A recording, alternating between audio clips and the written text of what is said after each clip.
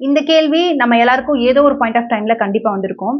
என்ன அப்படின்னா, if life is unpredictable then what is in my control. அதாவது என் லைஃப்ல கொஞ்சம் கூட நான் எதிர்பார்க்குற மாதிரியான எதுவுமே நடக்கல. I feel stuck up in life. இந்த மாதிரி சுச்சுவேஷன்ல நான் என்ன பண்றது? இதுதான் கேள்வி. சம் பாயிண்ட் ஆஃப் டைம்ல நம்ம லைஃப்ல நிறைய பெயின்ஃபுல்லான சுச்சுவேஷன்ஸ்லாம் வரும். பிட்ரேயல்ஸ், சேலஞ்சஸ் இதெல்லாம் கண்டினியூஸா வந்துகிட்டே இருக்கும். இந்த மாதிரி நேரத்துல நமக்கு என்ன பண்ணணும்னே தெரியாது. நம்மளால எதையுமே கண்ட்ரோல் பண்ணவும் முடியாது. We feel stuck up in life and ஃபைனலா நம்ம லைஃபையே ஹேட் பண்ண ஆரம்பிச்சிருவோம். ஒரு மாதிரி ட்ரையா வாழ்க்கை இருக்கிற மாதிரி இருக்கும். சேம் சுச்சுவேஷன்ல நீங்களும் இருக்கீங்க அப்படின்னா, இந்த ஒரு விஷயத்த நீங்க புரிஞ்சுக்கிட்டீங்கனாலே போதும், உங்களோட லைஃப் அப்படியே கம்ப்ளீட்டா டிரான்ஸ்ஃபார்ம் பண்ணிக்க முடியும். Listen carefully.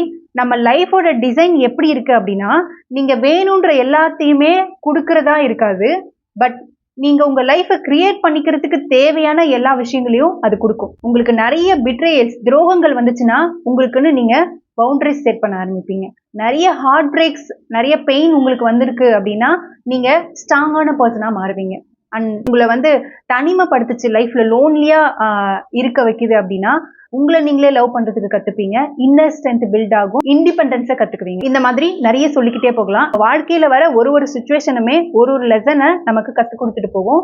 ஸோ அந்த லெசனை நம்ம கத்துக்கிற வரைக்கும் அது ரிப்பீட்டடா அந்த ப்ராப்ளம் வந்துட்டே இருக்கும். ஒன்ஸ் அந்த லெசனை நீங்க கத்துக்கிட்டீங்க அப்படின்னா அந்த ப்ராப்ளம் அப்படியே வேனிஷ் ஆயிடும். ஸோ நம்ம லைஃப் நம்ம மேல என்ன த்ரோ பண்ணாலும் நம்மளால அதை கண்ட்ரோல் பண்ண முடியாது. பட் அந்த சுச்சுவேஷனுக்கு எப்படி ரியாக்ட் பண்ணலாம் அப்படின்றது நம்ம கையில தான் இருக்கு. நம்மளோட ரெஸ்பான்ஸ் தான் நம்மளோட பவரே. நம்ம அந்த ப்ராப்ளம்க்கு கொடுக்குற ரியாக்ஷன் தான் அந்த சுச்சுவேஷன் நம்மளை பிரேக் பண்ணணுமா இல்ல பில்ட் பண்ணணுமா அப்படின்றதே டிசைட் ஆகும். ஸோ சுச்சுவேஷன்ஸை லைஃப் அனுப்பும். That is the nature of life. But அதுக்கான முடிவை நாம தான் எழுதணும். That's in our hand. Thank you to all.